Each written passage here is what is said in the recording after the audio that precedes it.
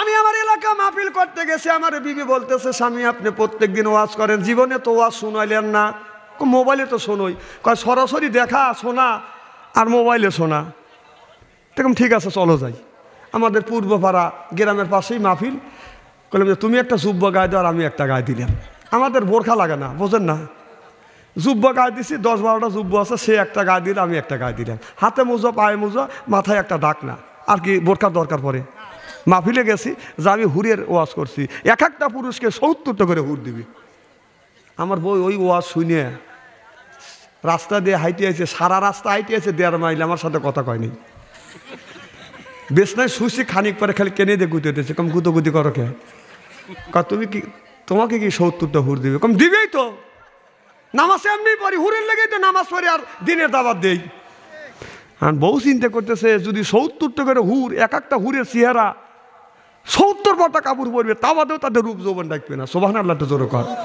তাহলে তো আমার দিকে তো তাকাবেই না। ওর মাথায় এরকম গোড় পাক খাচ্ছে। আমাকে বলতেছে আচ্ছা, একটু পরে বলতেছে যে 70টা হুর লিবে, তাহলে আমার কি অবস্থা হবে? কি বললাম যে 70টা হুরের আমার অবস্থাটা কি হবে? তুমি মাহফিল করে আসো, তোমার মাথা মেসেজ করে দেই, পা মেসেজ করে দেই, ঠান্ডা হলে মানে আগুন জলে গাওয়াতটা ছাকে দেই, তো এত কষ্ট করে আমার কি গতি হবে? আমি বললাম তোমাকে 70টা হুরের সর্দারিনী বানাবে। সুবহানাল্লাহ এটা তোর কর। আমার গিন্নি জবাব দিতেছে আমি যদি সর্দারিনী হই, আপনার ওখানে 2 বছর পর পর আমি টাইম দেবো। তাও দেখেন কি কথা, কি মহব্বতের কথা।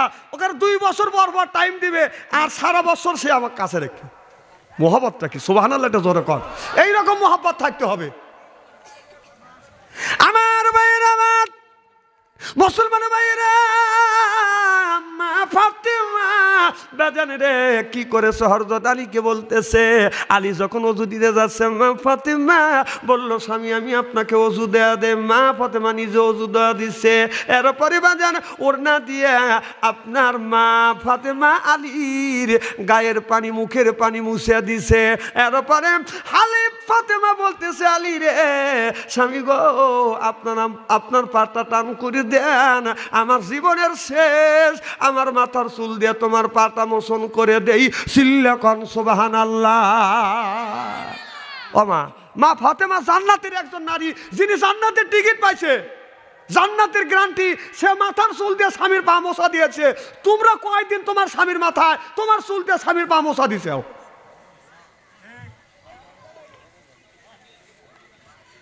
এই ওয়াজ করছে আমার এলাকায় এক মৌলানা। এক বুড়ো মানুষ শুনে বুড়ি চিন্তা করতেছে আমার বয়স 70 বছর, আমি তো জীবনে এই ওয়াজ শুনি নেই। ফাতেমার মতো মহিলা মাথার চুল দিয়ে স্বামীর পা মোছা দিছে, আমি আজকে মোছা দেবো। তো স্বামী হলো টোটো কোম্পানি। আগের তো বুঝতেইছেন, এখন তো প্রত্যেকটা লোকের স্যান্ডেল আছে, আগে তো স্যান্ডেল ছিল না, খালি খরম। 5 জন যদি সদস্য থাকতো, একজন একজন করে পাও দিয়ে ঘরে আসতো। কথা কয় না রে? তাই ছিল না মুরব্বীরা? তো বিবি তো নিয়ত করে বলছে স্বামী টোটো কোম্পানি, এই গ্রাম থেকে আর এক গ্রামে খালি হোকা খাইছে। ছিল না এক সময়? তামাক খাইতো না? তো স্বামী আসতে দেরি হয়েছে, রাত 12টা বাজছে, বিবি তখন ঘুমা পড়ছে।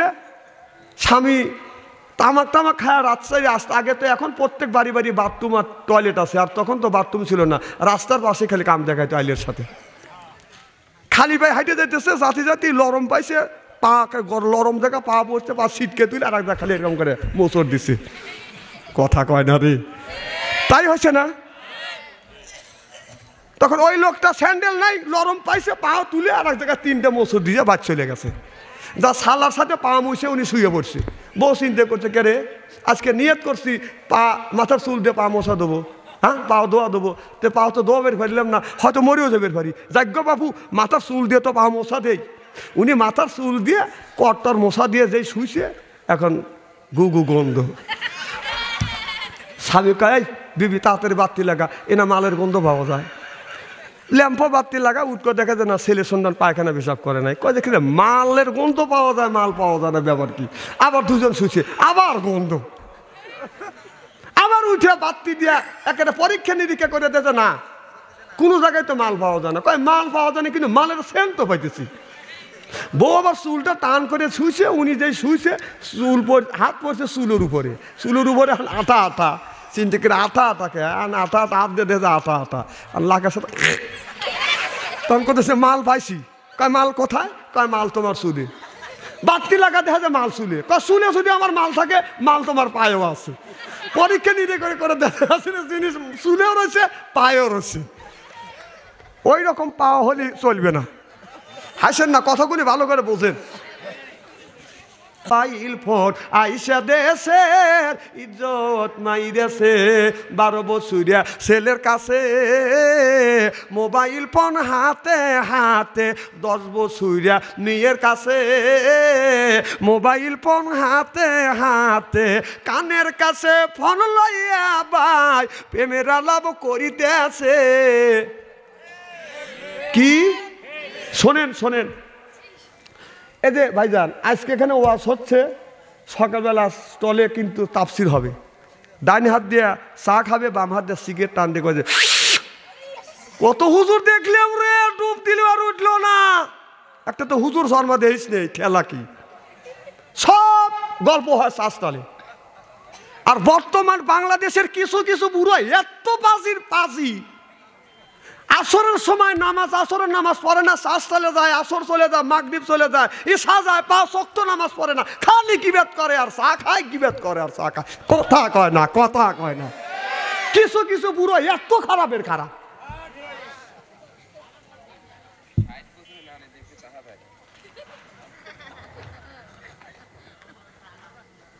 কি জানি বলতেছিলাম,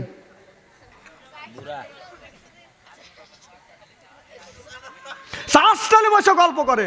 একজনের মেয়ে রাজশাহী ভার্সিটির পরে, ওই লোকটা স্টলে এসে গল্প করতেছে, আমার মেয়ে রাজশাহী বিশ্ববিদ্যালয়ে লেখাপড়া করে। তো ছেলের বাবা ওই জায়গায় ছিল, বলতেছে যে তোমার মেয়ে রাজশাহী বিশ্ববিদ্যালয়ে পড়ে, এই গল্প কি স্টলে এসে করা লাগবে নাকি?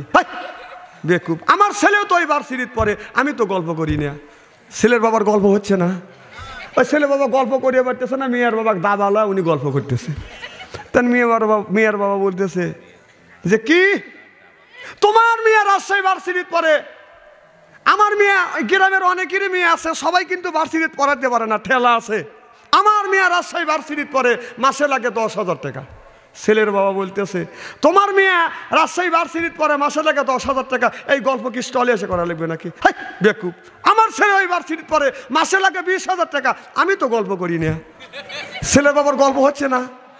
মেয়ের বাবা রেগে গেছে, বেটা গল্পও করে না, আমাকে ধমক দেয়। তার মেয়ের বাবা বলতেছে যে তোমার ছেলে সে ভার্সিটিতে, আমার মেয়েও সেই ভার্সিটি, তোমার মেয়ে সে ক্লাসে, আমার মেয়েও সেই ক্লাসে, তা আমার মেয়ের লাগে মাসে 10,000 টাকা, আর তোর ছেলের মাসে 20,000 টাকা লাগে, কারণ কি? গাল গপ্পর জায়গা পাও না। তার ছেলের বাবা বলতেছে এই ঠেলাই একটা কোপ বসা দে, যে তোমার মেয়ের মাসে 10,000 টাকা লাগে কারণ হলে এই, আর আমার ছেলের মাসে 20,000 টাকা লাগে কারণ হলে এই। তোর মেয়ের 10,000 টাকা লাগে কম লাগে, তোর মেয়ের যে মিস কল দেয়, আর আমার ছেলে যে ব্যাক কল করে, কথা কয় না, কথা কয় না। ইস্তেরি করে থুয়ে যাবো, ইস্তেরি করে থুয়ে যাবো। কিন্তু ওয়াশ করে সুদ পেলাম না, উঠছি মধ্যে রাইতে।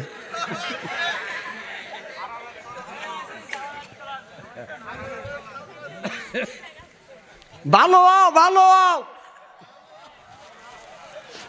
কতই খারাপ লাগতেছে নাকি? এই যে মা বোনদের বলবো, মা স্বামী যখন নামাজ পড়তে যাবে, হযরত আলী যখন ওযু দিতে গেছে, মা ফাতেমা বদনা হাতে নিছে, যে বদনা হাতে নিছে, তুমি তুলে বসো, আমি তোমাকে সুন্নত তরিকা ওযু করা দিই। সুবহানাল্লাহ, এটা জোরে কর। আলী যখন গোসল করতে গেছে, মা ফাতেমা যা গোসল করা দিছে, এমনকি আমার বিশ্বনবী গোসল করতে গেছে, মা আয়েশা রাদিয়াল্লাহু তাআলা আনহু গোসল করা দিচ্ছে আমার নবীকে। পাটা টুলের নিচে পড়ে গেছে, পা ফেটে রক্ত বের হয়েছে। রসুল বললেন আয়েশা রক্ত কেন? কয় আমার পা পড়ে গেছে টুলের নিচে, অমনি টুল থেকে নামলো। রসুল বললো আয়েশা তুমি কষ্ট করছো, তুমি বললেন আমি নামতাম। বলে হুজুর আমার পা কেন? কলজেও যদি ছিঁড়ে যেত আমার রসুলকে সরতে বলতাম না। সুবহানাল্লাহ, এটা জোরে কর। এই যে মা বোনেরা শীতের দিন, কে স্বামীকে একটু পানি গরম করে বয়েল করে দিবে পারো না? হ্যাঁ, আর তোমার স্বামী ঠান্ডা পানি দিয়ে গোসল দিয়া, বুড়া মানুষ কাশে করে। দেখেন মসজিদে সকালবেলা আজান নামাজে গেলে যদি একজন যদি কাশে, চতুর চারদিকে খালি কাশ লড়িয়ে যায়। কথা কয় না রে, একজন কলো বলে কাশনি হয়, সারা মসজিদ খই খই। আসলে অবাস্তব কোনো কথা বলতেছি নাকি? আমি সব কথা বলতেছি বাস্তবের সাথে মিল করে। তেল তেলে ওয়াজ বাদশা আনসারি করে না। এই ওয়াজ শুনে একটা লোক বলতেছে, বাড়ির যা বলতেছে, মানুষেরও বউ আমারও বউ, মানুষেরও বউ আমারও বউ। তো বউ কয় তুমি এইরকম করো কে? তুই কয় তুই বউ না, তুই তো আজ 30 বছর ধরে তোর সাথে ঘর সংসার করতেছি, একটা দিনে তো গরম পানি দিয়ে তুই গোসল দেওয়ালি না। স্বামী বলতে, বউ বলতেছে এতই শক্ত করেই।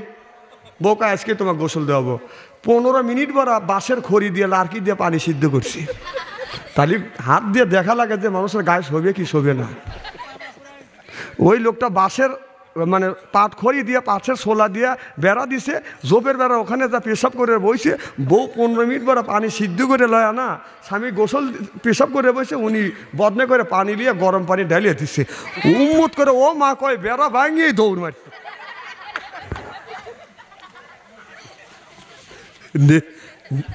নেকি আছে কিন্তু মানুষের জীবন মারি তো নেকি কামাই করা যাবে না। আর এক বদনা পানি তুলে করতেছে, আইসো তোমার গোসল করা দেই। এদিকে তার কোন পিঠের চামড়া নাই, কয় তোর গোসলের পানি লাগবে না, আমার পিঠের চামড়া নাই। বউ এমন চালাক চিন্তা করছে জীবনে জানি ও ভুল করে গরম পানি না চায়। না না, আপনাদের এলাকার মা বোনেরা খুবই ভালো আছে। আল্লাহর কাছে দোয়া করি, আল্লাহ মা বোনদের মা খাদিজার সাথে জান্নাত নসিব করে, আমিন কন। যাইও বেহেশতে দিবিনি। ফাতেমার মতো স্বামীর সেবা না করে তুমি বেহেশতে যাবে চাও? আজকে মা বোনেরা নাই দেখে ওয়াশ করে জুত পাইতেছি, নইলে সাইতে আসছিল নি। স্বামী বললেন যা বন্ধ করে দিবার কা, 500 অন্তরের ওয়াশ। খুব খারাপ লাগতেছে নাকি? আমার ভাইয়েরা, আমার মুসলমান ভাইয়েরা, এবার হরসতে আলী গভীর রজনীতে যাইয়া বিবির ঘরে দরজায় নক করছে। অমনি দরজা খুলে দিছে, ডাকতে বলে স্বামী রে, ও বিবি রে, এই শিক্ষা তুমি কার কাছ থেকে নিয়েছো? বলে এই শিক্ষা নিয়েছি আমার মা খাদিজাতুল কুবরার কাছ থেকে। আমি দেখেছি যতক্ষণ পর্যন্ত আমার আব্বা আসে নাই, আমার মা খাদিজাতুল কুবরা বিছানায় ঘুমোতে যায় নাই। চিল্লাকান সুবহানাল্লাহ। আমার নবীর বিবি মা খাদিজাতুল কুবরা বাদান, তার গর্ভে বাদান 4টা কন্যা সন্তান হয়েছিল। আমার ভাইরা, আমার মা খাদিজাতুল কুবরা বাদান বৃদ্ধ হয়ে গেছে। আমার নবীর কাছে যা বলতেছি, ইয়া রাসূলুল্লাহ, ইয়া হাবিবাল্লাহ, মা খাদিজাতুল কুবরা অসুস্থ হয়ে গেছে। আমার নবী যাইয়া খাদিজার কপাল ধরে ধরে বলতেছে, খাদিজা তোমার কেমন লাগে? মা খাদিজাতুল কুবরা বলে, রাসূল গো, আমি আর বেশি দিন বাঁচবো না গো নবীজি।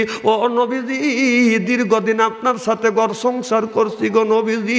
আমার আচরণে ব্যবহারে যদি কষ্ট পেয়ে থাকেন রাসূল গো, মেহেরবানি করে আপনি আমারে মাফ করিয়ে দেন। আমার নবী খাদিজার কাছে যা বলে, খাদিজা, এই জমিনে আমার মাও নাই, বাবাও নাই। খাদিজা রে, মক্কার মানুষেরা আমারে দেখতে পারতো না, দূর দূর করে তাড়িয়ে দিত রে খাদিজা।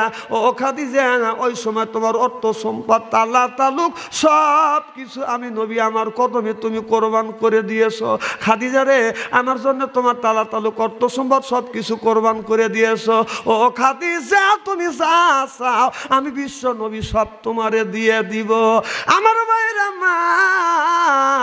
আমার নবী খাদিজার কপালের উপর হাত বুলে বলে, খাদিজা তুমি কি চাও? মা খাদিজাতুল কুবরা বলে, নবী গো, এই দুনিয়ায় তেমন কোনো আমল করতে পারি নাই গো নবীজি। আমার বড় ভয় লাগে, অন্ধকার কবরের ভিতরে আমি খাদিজা কেমন করে থাকবো গো নবীজি। ও নবীজি, আমি খাদিজা যদি মারা যায়, আপনার গায়ের একটা কাপড়, গায়ের একটা জুব্বা আমার গায়ে দিবেন গো নবীজি। নবীজি গো, আপনার গায়ের জুব্বা, আপনার গায়ের কাপড় যদি আমার শরীরে থাকে, আমার মনে হয় কবর আমাকে চাপ দিবে না। নবীজি গো, অন্ধকার কবরের মধ্যে কেমন করে থাকবো? আপনি বলেছেন প্রত্যেকটা মানুষকে কবর নাকি একটা চাপ দিবে। নবী গো, আমি খাদিজা বৃদ্ধ হয়ে গেছি নবীজি গো, এই কবর যদি চাপ দেয়, আমি খাদিজা কবরের চাপ সহ্য করতে পারবো না। নবীর বিবি খাদিজা কবরের চাপ দেখে ভয় পাচ্ছে। হুজুর, আমি খাদিজা কবরের চাপ দিতে পারবো না। কবরের মধ্যে নাকি শোয়ানের সাথে সাথে ফেরেশতা আসিয়া 4টা প্রশ্ন করবে গো নবীজি। ও নবীজি, আপনি আমার কবরের পাশে দাঁড়িয়ে কবরের সলজবের জবাব দিবে। আমার নবী খাদিজাকে বুঝাচ্ছে, খাদিজা তোমার কবরে যতক্ষণ মন কানে কি আসবে না, পান পিয়সি কথা দিলাম তোমার কবর ছেড়ে যাব না। আমার নবী বলতেছে, খাদিজা রে তারপরও কেন তুমি কান্দ, কথা দিলাম কবরের সলজব নিব। এবার খাদিজাতুল কুবরা বলে, রসুল গো আপনি কবরটা খণ্ডন করিয়া কবরের মধ্যে আপনি একটু গড়াগড়ি দিবেন। আপনি যদি কবরে গড়াগড়ি দেন গো নবীজি, এই কবরটার আমাকে চাপ দিবে না গো নবীজি। আমার নবী বললেন, খাদিজা কথা দিলাম, তুমি কবর দেখে এত ভয় লাগে। খাদিজা বলে, নবী গো আমার তো তেমন আমল নাই, কবরের মধ্যে আমি কেমন করে থাকবো। রসুল বললে আমি কবরে গড়াগড়ি দেব। এমন সময় আমার নবী মা খাদিজাতুল কুবরা কান্দে। আমার নবী বলে, খাদিজা এত কিছু করবার পরেও আমি নবী করব, তারপরে তুমি কি খুশি হও নাই, তুমি কেন কান্দো? মা খাদিজাতুল কুবরা আমার নবীর মুখের দিকে তাকিয়ে থাকে। কি রে খাদিজা তুমি কি দেখো? মা খাদিজাতুল কুবরা বলে, রসুল গো আমার জীবনের শেষ আপনার চাঁদের মতন মুখখানা দেখতেছি। আহা কি মহব্বত ছিল তাদের ভিতরে। ডাকিয়ে বলে, নবী গো হাবিবাল্লাহ আমি আপনার খেদমত করেছি, আমি খাদিজা যদি মারা যায় কে আপনার খেদমত করবে? ছোট্ট বিটি ফাতেমা মার কাছে ডেকে ডেকে বলতে, গো মা আপনি যদি মারা যান আমার আব্বার দেখাশোনার দায়িত্বটা আমি পালন করবো গো মা। মা রে আপনি চিন্তা করেন না। আমার নবী বলতেছি, ইয়া রাসূলুল্লাহ এখন তো আমার কোনো চিন্তা নাই, আমার ছোট্ট বিটি ফাতেমা আপনার দেখাশোনার দায়িত্ব পালন করলো। এই বলে রসুল বললেন, মা খাদিজাতুল কুবরা বললেন, নবী গো আমি যাই। আমার নবীর বিবি মা খাদিজাতুল কুবরা দুনিয়ার থেকে বিদায় হয়ে গেল। আর মা খাদিজাতুল কুবরা কথা বলে না। মা ফাতেমা লক্ষ্য করে দেখি আমার নবীর গাল ভরা পানি, চোখ ভরা পানি। আর খাদিজাতুল কুবরা কথা বলে না। ছোট্ট বিটি ফাতেমা আমার নবীরে বলতেছে, আব্বা আপনি কান্দেন, আমার মা কেন কথা বলে না? আমার নবী বলে, মা ফাতেমা তোমার মা আর কোনোদিন কথা বলবে না। আমার মা ফাতেমা অমনি বাবার গলা মার গলা ধরে ধরে কান্দে, মা রে আজকের থেকে তোমাকে আমি মা বলে ডাকতে পারবো না। ও মা তুমি আমাকে এতিম বানাইয়া গেলাম, মা রে ও মা আর আমি তোমাকে মা বলে ডাকতে পারবো না। যার মা নাই সেই মার ব্যথা বোঝে। বাবা তার মারা গেছে, তার চোখে পানি আসে, চোখে যদি পানি আসে ওই মানুষটার চোখে পানি আসবে। আঘাত যদি লাগে ওই মানুষটার বাজানো আঘাত লাগবে। মা ফাতেমা আমার গলা ধরে ধরে কান্দে, মারে আর জীবনে কোনোদিন আমি তোমার মা বলে ডাকতে পারবো না। আমার নবী বলে, মা ফাতেমা আজকের থেকে তুমি আমার জগতের মা হয়ে গেলা। মার ব্যথায় মা ফাতেমা কান্দে, আর আমরা মার ব্যথা কান্দি না।